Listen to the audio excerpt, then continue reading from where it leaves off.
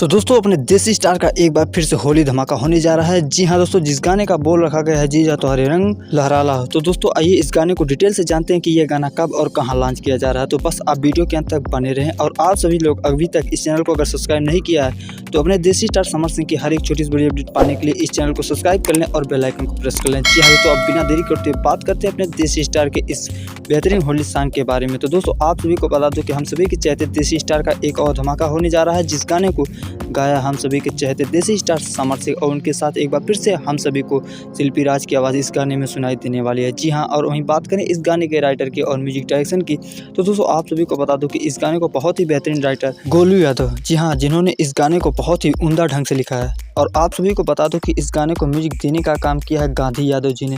तो दोस्तों एक बार फिर से आप सभी को बहुत ही स्पेशल होली सॉन्ग सुनाई देने वाला है। तो जी हाँ, अब आइए जान लेते हैं कि इस गाने को कब और कहां लॉन्च किया जा रहा है। तो दोस्तों आप सभी को बता दो कि हम सब इस गाने को देख पाएंगे 14 फरवरी को।